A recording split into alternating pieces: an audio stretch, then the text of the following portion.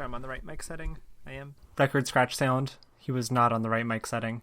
So I recorded this at minus 20 decibels just for me. Joe is at normal volume.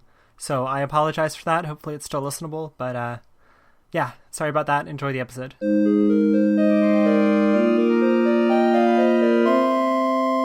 Hello and welcome to Fools and Fiction. We are the Fools, and this week the fiction is not fiction. It is HBomberguy's video about RWBY, entitled RWBY is Disappointing and Here's Why. So we thought that this would be an interesting thing for two reasons. For one reason, and that reason is that both of us like HBomberguy and both of us like RWBY. So now we get to watch the clash and pick sides and battle in the war. Neither of us know what the other one thought of the video. Might not. Yeah, I was about to say, I don't know if I have the same side as you. What side do you think I have? Which is going to be interesting. I think you are our team RWBY.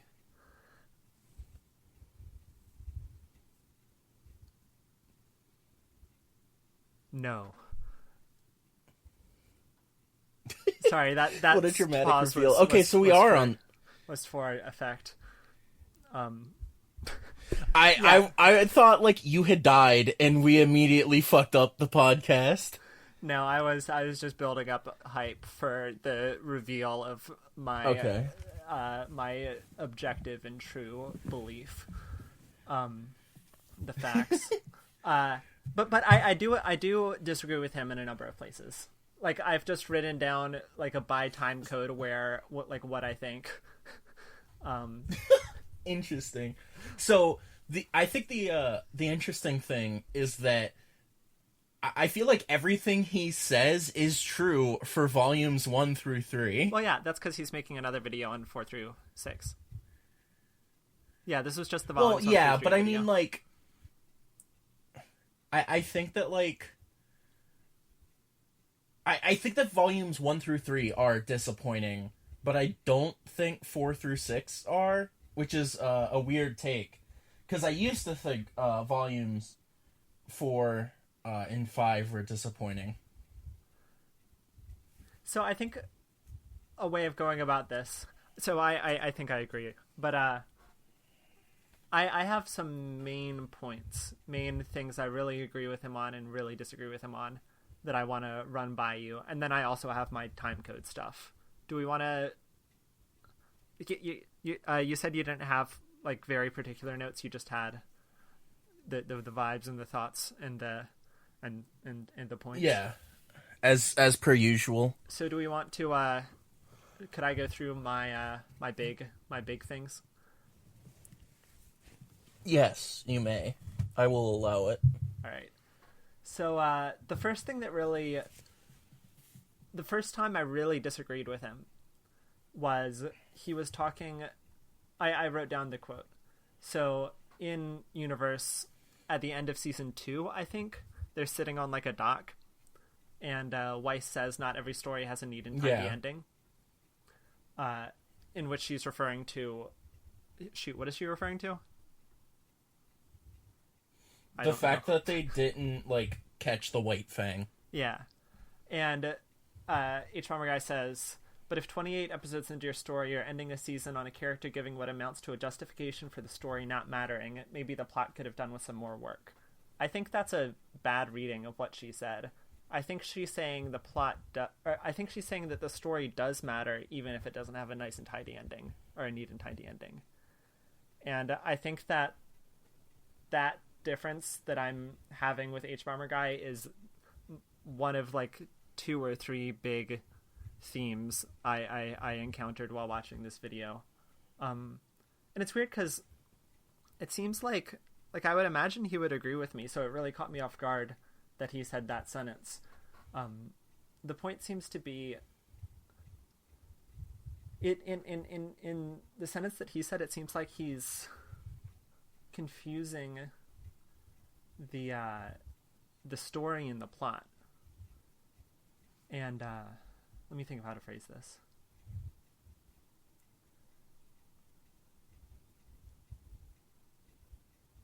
it seems like he's valuing the story only for the plot. And I think that it's fine to start out a show without a good, or I wouldn't even bring value into this, without a neat and tidy plot, right? I think that you can have something that just sets up the characters and has spectacle, which is something that I thought he would agree with, because he talked about enjoying the fight so much and enjoying the visuals and the character designs. I think it's fine to be 28 episodes into a story and have that be the main focus. Like, I think that what Weiss said there just totally was true and bounced right off of him. So, my opinion on this is, so I agree that it is okay to have spectacle. So I think just, like, having cool fights and stuff is totally acceptable for Volume 1. I think Volume 2 could have been, like, paced better, because it definitely tries to have plot in it. Yeah.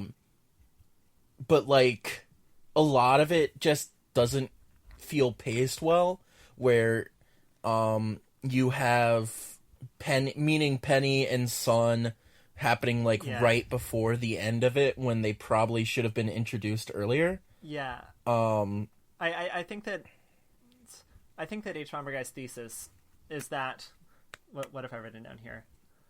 RWBY, as a concept, promised both really good fight scenes, but also really good fight scenes that are tied together by a good plot. But the fact is that the plot scenes are not written well enough to tie together the fight scenes, right? I think that's a decent reading. So I think that what you were saying falls into and that. I kind of agree with it. I agree with it. Yeah. I also agree that, like, some of the fight scenes, especially in Volume 3, feel weird, and that, like, the tournament arc doesn't quite show the fights in the same way they were in Volumes 1 and 2, where everything was, like, really crazy. Mm-hmm. And that the tournament arc just kind of feels, I don't want to say, like, a bit blander, but, like, it doesn't quite have the anything can happen spark that there was in the earlier stuff. Yeah, and I think it did feel a little more disconnected from the plot until the end. It seemed like it was kind of off in its own thing, which I guess is kind of the nature of tournament arcs.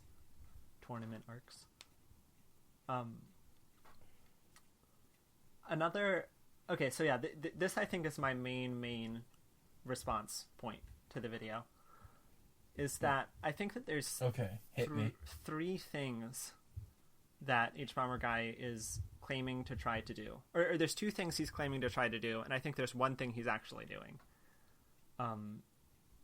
So it seems fairly, it seems like he wants his thesis to be that RWBY is disappointing, right?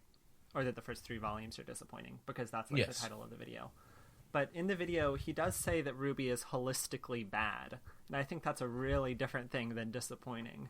And his points often funnel into, it seems like he's trying to, all of his examples, not all of them, a lot of his examples, he's trying to funnel them into the point of RWBY being holistically bad, when I think that really they just show that RWBY is disappointing in some ways. I think it's really difficult to defend saying that something is holistically bad. And there's a number of points that I've got written out here that in which I disagree with him on it. But I do think that a lot of the points that he says show that the first 3 volumes are disappointing, or that he was disappointed by them at least. But I think the third thing, which is what I really think he's doing, I think that the third thing kind of, like, makes it so I don't actually have much of a problem at all with the video, which is I think he's just trying to make an entertaining video talking about the problems of RWBY. I don't think that he's actually trying to claim that it's holistically bad. I think that he's pointing out a lot of examples of things he didn't like, and I think that that's totally valid. That's something we do all the time. So in that way, I can respect the video. But I think he should be more careful with his wording, is my big point. I think that, I think there is, like, a disconnect in what he is... So, my thing is, if you are claiming that something is disappointing, then you really have to not only build up why it would have been good, but also give credence to what it currently does well, did well at the time you're reviewing it, which I think he neglects a bit. I think he builds up, like, why it should be good really well, Due to, but like, I think the he promise neglects of the talking series. about things... Yeah, I think he neglects, like, talking more about what it does well, in that it characterizes certain characters very well, or at least interestingly, For sure. and that it sets up a very I don't want to say interesting again, but like a world that you kind of can grasp certain ideas about it and make certain inferences and still be surprised. Yeah. Which I think is not like the hardest thing to do, but it is a very admirable thing to do. Because hold on, the once per session burp is here. Oof, pardon me. All right, it's gone. It has been banished. I think that like the idea that a huge thing that like most people talk about is like magic has like a weird connection to the RWBY universe because it has things that look like magic but aren't in universe, and then it also has magic, which I think that can be confusing. Yeah, but I think once you accept that, it's pretty easy to suspend your disbelief. I really disagreed with him about this. Yeah. Like, we have things that would seem like magic but aren't magic, like computers, flying. Like, if someone who didn't have that looked into our universe and said, oh, that's so crazy that they say they don't have magic when they have computers and flying, like, that's the same thing he's doing to them, I think. And sure, yeah. like, and I think some of it... better. Yeah. Well, I think a big thing is, in our universe, like, you can look up how a computer works. Mm-hmm. Or you can look up, like, how flight was discovered. But you can't look up, like, the history of dust or semblances. Sure, So... that's a good point. And, like, this is a problem with world building in general, is that, like, you know, unless you're fucking crazy, and just keep writing stuff, you can never fully explain your universe as well as someone living in the real world can comprehend the real world. 'Cause, like, you could write pages of how dust works, but, like, we don't live there, and we don't have, like, just a shared kind of, collective unconscious of just, like, existing in this world and being raised by people that existed in this world and shit like that. So I think that the criticism that how can they have magic and not magic is, like, a bad criticism. I totally agree. Not because, like, not because the base idea is bad, but because it's just, like, not enumerated well by the people making the criticism. I think that the point they should be making is that there needs to be a clearer like you need to get some sense of that, what it's like to live in the world with not magic and then discover magic. And I think that it's a fair criticism to say that that line didn't feel clear, so it wasn't as impactful when magic was revealed. Like, that's the effect of having something that seems a whole lot like magic, and the in-universe characters don't dispute that it is magic. I mean, they do, but very, very rarely. And it could be, like you said, easy to get confused. It seems like one of the big points that HBomberguy makes is that the world building of RWBY is just a salad bar of all sorts of other animes. And he says that RWBY copies things, but it fails to copy the good stuff in the things that it's copying. And I looking at the examples he gave, I agree. However, I think that the stuff it copies does also have a lot of value. I think that just the aesthetics of it is really good, and I think that it weaves together in a satisfying way in RWBY. And I think that HBomberguy doesn't give that enough credit. Although maybe he just had a different experience and didn't have that. So a big thing for me about this is like one of the big points I had, is it looks like it copies a lot of things, and it does in a way, but like it definitely doesn't copy them wholesale or like copy them poorly. It just does a different thing. So like a big thing he mentions is how the world is kind of set up like Avatar, that there's 4 main places, and that, you know, they call them volumes instead of books or seasons or whatever. But I think like it pretty solidly debates that on its own merit, because like it's definitely not like Avatar: The Last Airbender, because you don't spend time at all in any of the other places except for Beacon for like the first 3 volumes. And you don't even see people from like outside of Beacon. Like Blake is from outside of Beacon but pretends not to be. Weiss is from Atlas but doesn't talk about Atlas. So like I think the first person we meet that is from outside of Beacon and like visibly talks about that is Penny? Yes. I think, or Sun. I think we meet them at the same time. So, I think yeah. So I think that HBomberguy would argue that if like it did follow it more closely, that would be better, because it would be copying more of the good stuff. I think, but my opinion is that like with the way that RWBY is set up as a series, it doesn't make sense to copy all of it wholesale.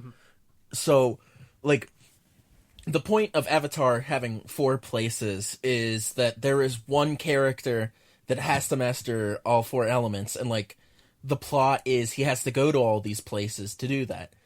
But the plot of RWBY is, like, just, you know, beat the fucking monsters. You don't have to go to a specific place.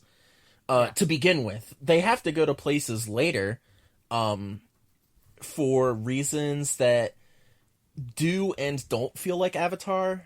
I think the reasons that they go to different but places like I think feel they've pretty personal. Like they make sense with the characters and what the characters are trying to do. Yeah, like if you want to get really like basic with it, the reason they're going to all the kingdoms is to get the MacGuffins. The artifacts. What the fuck are they called? No one knows. This isn't that. I don't know what they are either. See, this isn't that RWBY is bad. It's just that my brain has rotted so much that I can't remember specific parts of it.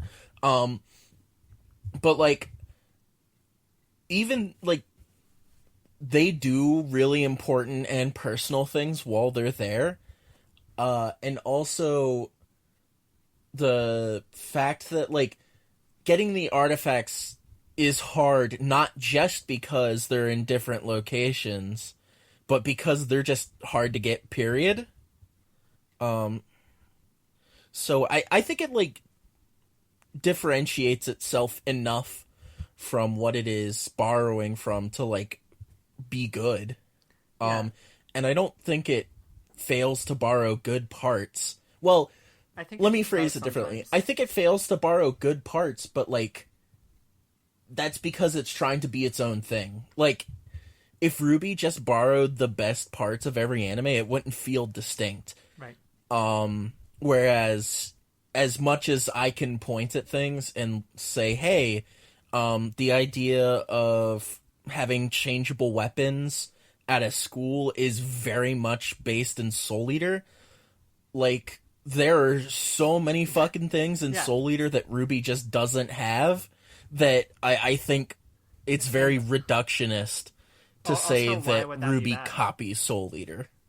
Yeah, I mean, as someone who makes music, I have absolutely no problem with copying. It's an aesthetic, right? Like, there's a reason why remixes and samples exist. There's a reason why presets on electric pianos exist. There's a reason why there is a music theory. It's because people are allowed to copy, and copying has a lot of value. And I think that same lens can be applied for TV shows and movies and fiction in general. Although, of course, the law comes into play differently with them than it does for music. But I think that copying, even if it is direct, or even if it doesn't copy the thing that you want it to copy, I think it's valid. I think that it's fine, and it can be really cool, and I think that RWBY does it by and large well. Yeah, I don't think there's, like... I mean, there's, like, this idea that there is only so much new stuff that can enter the domain of fiction. Like, tropes exist for good reason. So, I think, like... You know, if you put someone in front of West Side Story and they knew about Romeo and Juliet, but they didn't know that the point was it was a more modern thing, they'd be like, oh, this copies Romeo and Juliet, but it does it in neat and interesting ways. Yeah. I don't think it's fucking fraud. So I think the idea, or the claim that because RWBY does stuff similar to other anime, like, it is disappointing, or, like, I'm sad that it doesn't copy other stuff from that anime, kind of misses the mark. Because, like, you know, HBomberguy talks about, like, hey, whenever you have cool shonen powers, like, you want to have a tournament arc. Which I, like, don't disagree with. It's a very cool way to show how powers interact. Mm-hmm. But the fact that RWBY is a team-based show makes that much more interesting, because, like, in most tournament arcs, you only care about one individual person, like, fighting other people. Even in shit like Naruto, where the idea is that it's Team 7 versus all these other teams, like, do you really care about all of Team 7, or do you just care about Naruto? So I think the idea that, you know, RWBY has a tournament that is a team tournament is an interesting take. Yeah.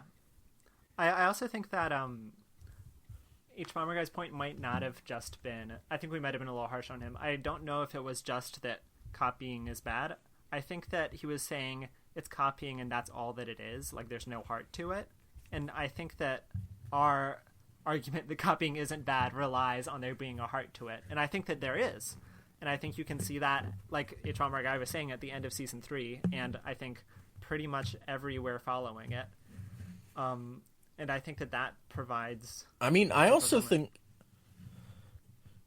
I think there's, like, a lot of things that show heart in it. I think having the prom, having just fucking Nora as a character is a lot of heart. I think having Penny... I think that it definitely isn't afraid to have, like, kind of bombastic characters, but, like, not in annoying ways. Like, Yang is, like, she makes puns, and she likes to party, I guess, which... What partying is in this universe is, like, kind of nebulous. But the point is that, like, you know, that is definitely a character trait. Yeah, I think that the heart of RWBY is that it's all these kind of bubbly, like who would be, like, maybe annoying characters in other shows, but in this, like, very dark situation, and them trying to, like, hold on to themselves and their kind of bubbly anime personalities while trying to face this immeasurable evil. And I think that that's a really interesting story, you know? I think that that's not copying from anything as far as I know. I mean, like... And even if it was, it would still be a heart. You can say, like, oh, Madoka Magica is about these bubbly girls trying to deal with really fucked up shit. But, like, it's very different in how it goes about it. And I also think that, you know, maybe, you know, listeners that are listening in that are a bit more skeptical are like, Blake isn't a bubbly person. She's, like, very kind of depressing. But I think that, first of all, having her as a foil to everyone else works well. But I also think that, like, she does have a naivete. Is that the way you pronounce that word? I don't know. I'm not going to try. All right. Let's assume it is. That she has whatever. She is naive there. I fixed the problem. Yeah. She is naive to a lot of things in that, like, she's still kind of like, oh my god, I can't believe that Adam is this fucking awful of a person, when, like, everyone else is like, of course he is. Let's talk about the White Fang. I think I agree with HBomberguy, like, entirely. I think it's a terrible idea to have, like, the bad guys be the minorities. I think that's pretty awful. So my opinion on this is that, for the most part, I agree. I think that there could have been some really interesting stuff in that, like, Gira Belladonna steps down, and is like, I'm done, and, Sienna Khan, who we don't see all that much. I think we should have seen more of her, and, like, you know, the idea that, you know, she might have been, like, a different Fang, but it was still a good Fang, and then, like, the idea that Adam Taurus is just an asshole that is usurping her, could have been made more prevalent, and that's why Adam Taurus's White Fang is, like, bad, because they just are dicks that don't want to better anything. Yeah, I think that if they explored that more, it would be a lot better, but I still think that, like, having, in the majority of the show, or in fact the entirety of the narrative, if I remember right, having the White Fang be a terrorist organization, and the people who subscribe to it are just, like, the thugs, doesn't sit well with me. Like, HBomberguy was talking about how they killed, like, so many of them on that train. Like, that's kind of fucked up. Yeah, which RWBY has skirted with the fact that, like, oh, everyone's aura saves them, they're probably fine, but, like, I agree that it is pretty fucked up. I think another big thing, for me specifically, is, like, if they had talked more about the idea that Blake was in the White Fang, and then got out of it for this reason and this reason and this reason, then, you know, and then made more sympathetic characters in the White Fang. Because, like, right now they kind of treat Blake as, like, a 1 in a million, like, oh, she broke out of it, like, she's the only good person to come from the White Fang, which statistically cannot be true. And like they try to have some of it at the end of volume 5 or volume volume 5, where like the people from Menagerie are kind of coming in and being like, the White Fang suck, and some of the White Fang people abandoning Adam Taurus. Like that could have been interesting to have more people abandon him as he grew crazier. So I agree, at least with the basic idea that the White Fang is poorly used. Mm-hmm. And I don't think we see many faunus outside of the White Fang either. It would be cool if not all of the minorities were terrorists. So we see Sun, mm-hmm. we see Fox, who is part of Team Coffee. We see Velvet. We see Harriet. We see what is his name? Marrow. But these guys are all such minor characters. And then they're like, it would be cool to see. I would say Harriet. I have no idea. And Marrow are important. Who either of them are. They're the part of the Aesops that trained in Volume 7. That trained Team RWBY. Oh, you're right. Yeah. I remember them. Still, I think it'd be good to see more. I agree with you. And then we see a shit ton on Menagerie, but the idea that there is an island that is where all the faunus live, like, Menagerie tries to feel like, I guess, like an Israel comparison, where it's a homeland for the faunus, but it more feels like an early Australia comparison, where it's like, put them on this fucking uninhabitable island, they're all prisoners, just whatever. Yeah. Menagerie could be really interesting. And it just isn't. I think that which is a shame. We pretty much agree with his, at least this part of RWBY is disappointing. The other part that he seemed to bring up a lot was the fact that Monty was very disconnected, or the non-Monty stuff and the Monty stuff was very disconnected. There was the storyboards would just say Monty action here when it was Monty's turn to take over. I think that's like, seeing that's ridiculous. Like, it makes sense why the fights often don't feel very connected to the plot, and I think that that's something they could do a lot better on. Well, sadly, with Monty's passing, like, they kind of had to get better at it. Yeah. In that, like, you didn't have someone that was just god tier at making these.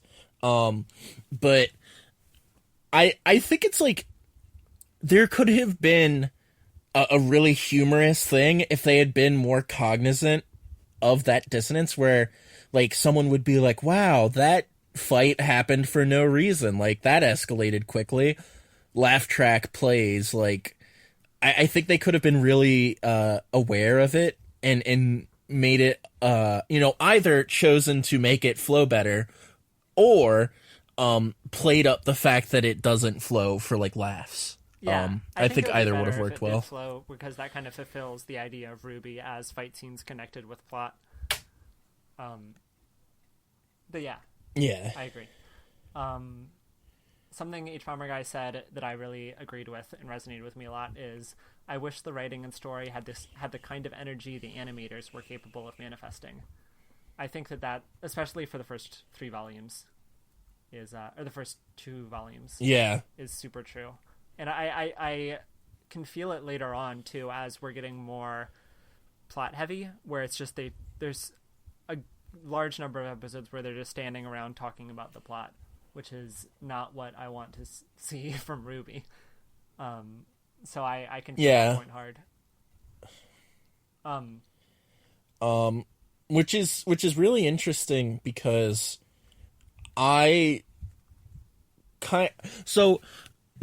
having watched RWBY pretty much from the beginning, I'm kind of like the frog that's in the boiling water that doesn't know it's getting boiled alive, and that I like a lot of the character driven stuff in RWBY where they just sit down and talk, and interact.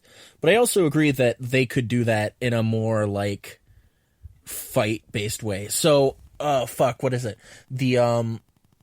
So the fight between Team Juniper and Team Funky in Volume 7 Volume 7 was like very good. Well, Team Funky also shows up. I love Team Funky. They're very cool designs. And I think they have like really good established character just based off their designs. But the fight in Volume 7 does a lot of really good stuff in showing character development and shit like that. And I think they could have more of that, especially like there's that one criticism that H-Bomber had where like they sure do have a lot of time to talk in fights where like or Blake telling Yang what Adam's semblance is, while Adam is trying to kill Yang. Like I agree that you could definitely have more natural versions of that. I think that also a lot of the times when they are doing exposition bits, it could be better if they were more character driven and not just like telling us what's happening. For the later volumes, I mean, and I think that that often does work. Mm-hmm. I mean, they often do what I was saying, but they often don't. And I think that a general writing thing is that I will enjoy it more if they explain something to us in a way that also tells us things about the characters. This is something that that Dalton and I were trying to figure out because we had a big info dump and in the season 1 finale of Like an Adventure where Dalton had to come back and relay all this info to me. And we were like, should we even have this scene or should it just be like a time skip like Dalton told Finn all this stuff like we do in D&D? And I'm like, oh shit, what if we do this in the car and Finn is having to drive while learning all this information and it starts with him jamming out to Lady Gaga and Dalton like appears in the car and he gets startled and then they have to just like relay all this information while driving, and that just improved the scene so much. Yeah. I guess driving is not a character trait, but it makes the scene more interesting. Maybe that was a bad example. Driving is a character trait. But I at least at the beginning of the scene, it revealed that Finn was a Lady Gaga fan. Sorry, it's confusing that the character and me have the same name. These are two different people. That Finn was listening to Lady Gaga and then had to turn it off very quickly when Dalton appeared in the car. Like that's a fun thing that we added in that didn't have to be there in order to explain the plot. Yeah, you especially get just like I think something that RWBY sometimes does but should do more is have stuff that's kind of like throwaway characterization that's like that. So if like with the Nora doing the boop thing, like that is not a grand thing in the plot, but it's like such a throwaway gag that characterizes her so much. Yeah. And they do this really well with Nora because like in volume which one is it? 5? When they're talking about semblances, and like how everyone discovers theirs in a weird way, and she just says got struck by lightning, didn't die. Like no one immediately asks for the 30-minute version of that story. Yeah. That's just like a throwaway gag that strengthens her characterization. Yeah, I totally agree. I think that those kind of things are things that people like a whole lot, like beach episodes. I mean, I guess it's the reason we have RWBY Chibi, right? I think that it fills that out well. Yeah. It's the reason why I think Star Trek Lower Decks is going to be so good is because from the first episode, it's just like, oh, these are just like much more normal people with much lower stakes, just like doing fun shit on a starship, and you get to hear all the sounds of the starship, and you get to see them go around, and they have little conflicts. It's like, oh my god, like this is world building, right? This is how you inhabit a world, is have it not be this huge conflict all the time. And so I think Chibi fulfills that role and really, really well. But it'd be better if they had it also more in the normal show. My opinion is that RWBY Chibi is better character building than World of Remnant is world building. True. Although there wasn't a point I had about World of Remnant, which is HBomberguy said at some point, I don't have the exact quote, that people don't want to watch animated lectures about the world. Like, he's like, see, even the characters. What the fuck are you talking about? Like, of course I do. I read Wikipedia. Like, if it's animated, that's like on a whole nother level. Like, I have read 161 pages about a D&D campaign that does not exist. Like, people do like watching animated lectures. That is a thing that he has gotten wrong. Like, World of Remnant is some of my favorite shit, because I'm just like, this is so interesting, and also that like some of it would bog down normal, if we got... just like RWBY episodes. Mm-hmm. Yeah, there's a reason why there are wikis for fandoms, right? It's because people like categorizing information and trying to learn about the world in this very kind of academic way as well. And I think that that's something HBomberguy does not give people credit for. Although it's totally valid if he doesn't enjoy that and was disappointed by that. I think there's a big difference in that.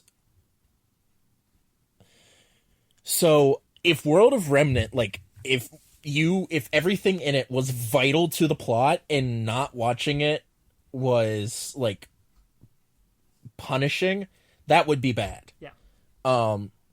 Because I agree that like you should not have to do homework for a show, but the fact that it's optional and like doesn't really matter all that much, it's just like, world building if you want it. Yeah, like fuck yeah, dude. I do agree with HBomberguy though that a lot of the core stuff about the world could have been established a little earlier, like semblances. Yes, 100%. Thank fucking God. That is like, when I heard that, I was like, good, he understands. Yeah.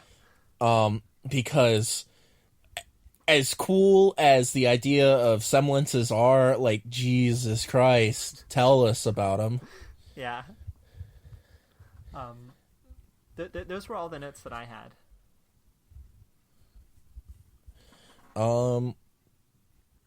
I think I've said everything I want to say. I just to be clear, I did really like the video, and it did make me think a lot about RWBY and fiction in general, and it made me more thoughtful. But I think that the downside of the video is that, like, I saw people on Twitter being like, or for example, the guy who made the theme song for the video watched RWBY, and he was talking about how awful it was and how laborious it was, and he can't believe HBomberguy made him watch RWBY to do this theme song. I don't think if HBomberguy had framed RWBY as a bad show initially, so many people wouldn't like it. So I think that could be a detriment from the video. That people just well, I will say is bad. I will say that like watching the first 2 volumes of RWBY, like, is fucking painful. Not because the plot is bad, but by God, does it not look great. True. Like, especially now that I'm used to volume 6 and 7 and how polished everything looks to my untrained eye, like, it's not great. And that might the plot is like fine through to volume 6 and 7. If they hear RWBY's disappointing and here's why, and don't realize he's just talking about the first 3 volumes. Yeah. I also think that, like, even if RWBY still looks like Volume 1 to this day, but it had the same, like, plot development, and it still developed in, like, it still got better in other ways, I think it would be worth it, because, like, Terrain of Magical Expertise, Shit, I was just gonna say that. Yeah. Like, Tome does not look good. Like, but that I would say matter. almost objectively. Yeah. Yeah. It would be cool, and like it's part maybe of the charm of Tome is it doesn't look good, but like it's still super good. Yeah. I also think part of the charm in Tome is that it does not look good. Sure. But I think just for the most part, you know, I think at the end of the day, HBomberguy is an entertainer, much like we are, that, you know, you have to make your video entertaining. Yeah. And, or your podcast or whatever. And I think it's hard to do that and also be 100% fair, honest, and transparent. Yeah. Because, like, the video, I think HBomber's video would be like an hour longer if he talked about what he really liked about the series and individual stuff and why it worked. Mm-hmm. And I think it wouldn't be as good, because it just wouldn't be as engaging. And similarly, like, you know, we have to talk about, you know, valid criticisms of RWBY, even though we don't like it, or even though we like RWBY a lot. Wrong. And don't really like that they're, yeah. Finn pulls off the mask and is like, I've always hated RWBY. No. So I like, it's not that I don't like that there is negative criticism of RWBY. I think it's fine. I that it exists. I think it's good. I don't like that. And makes people more critical of stuff they watch so that they can demand better stuff. I mean, that sounds like an this thing to say, but something along those lines. I think a problem is, what I don't like is that a lot of the criticism or the content surrounding RWBY is criticism of it, to like an unfair degree. I think that I feel like RWBY does not get given enough credit. Yeah, like before I saw this video, I do have one last thought. Knew that that RWBY was poorly regarded. I considered it like one of my favorite shows for sure, and I'm sure that many people do. Like there's you see people at conventions who like it. That sentence fizzled out. Sorry, what were you saying? I will say that it is kind of odd where how much like objectification there is of the characters in certain circumstances, because like if they had just said like, hey, this is a college and RWBY is like, you know, a bit young but like, you know, isn't an actual child, then I think that like some of the weird stuff that HBomb points out where like the creators are like, Yang is a party girl that you want to hang out with, like I think it would be less weird. Yeah, for sure. Because as it stands now, Yang is 17 and her introduction is going into Junior's bar and beating the shit out of everyone. Like, please, if you're writing adult characters and like adults, yeah. So I think it's gotten better recently in that they've really played on the fact that these are kids that are like very naive to the world. That's true. That's a, and I think a good reason for them. That's a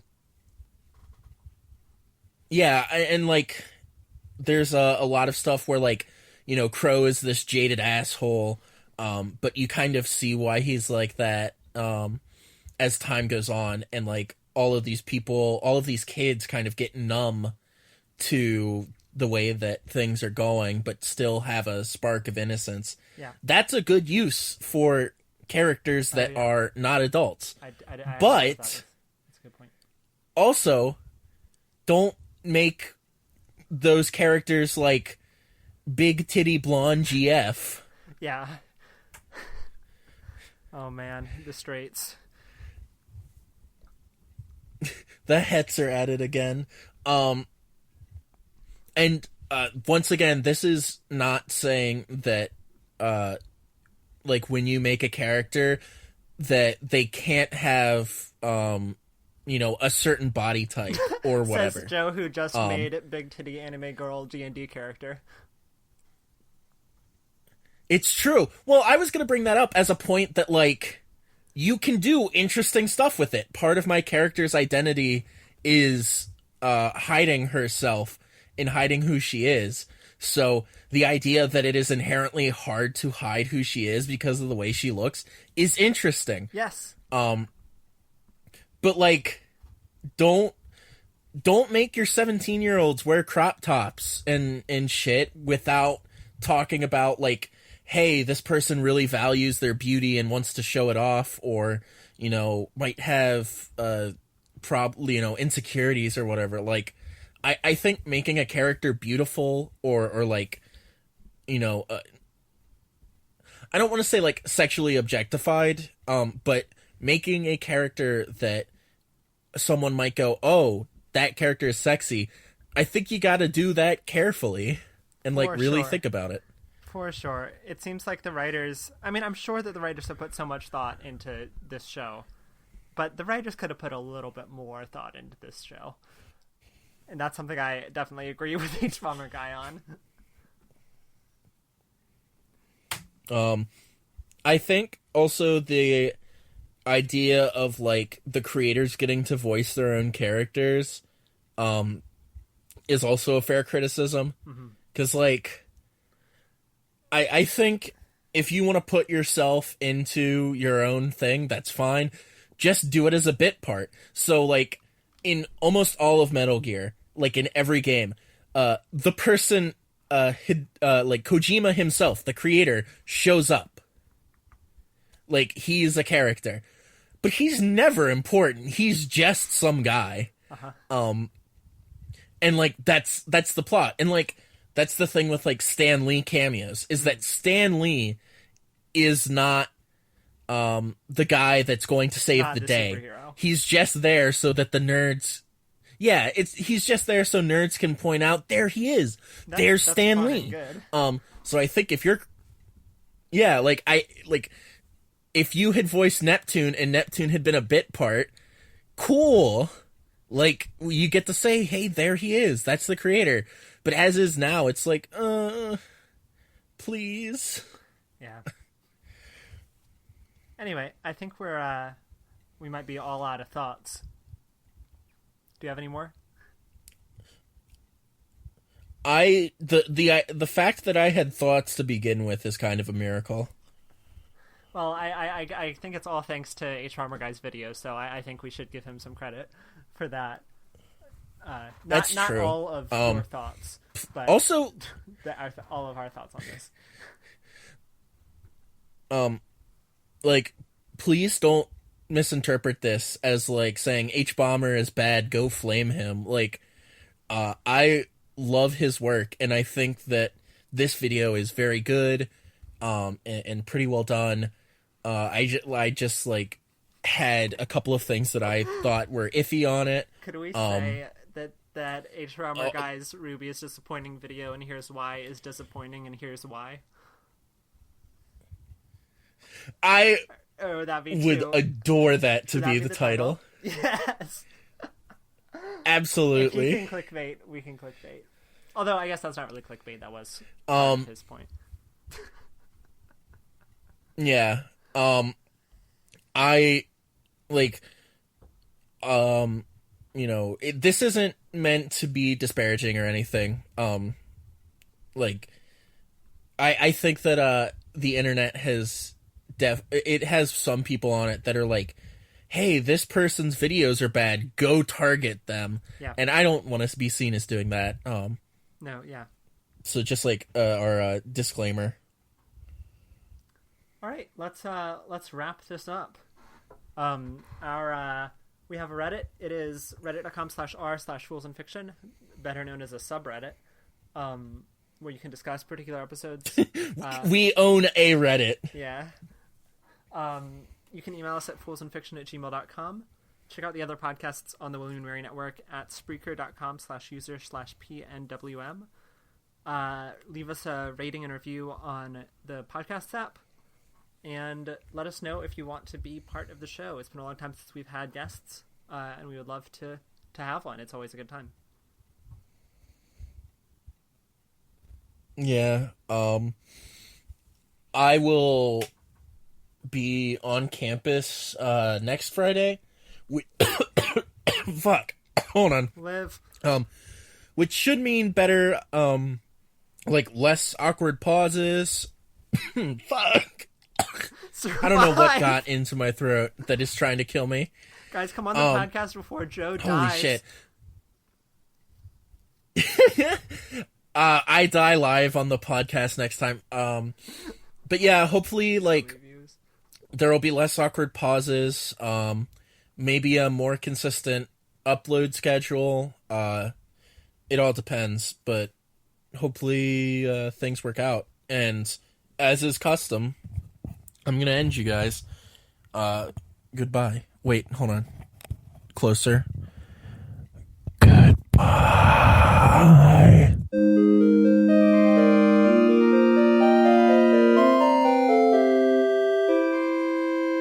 Please, for the love of God, turn the podcast off.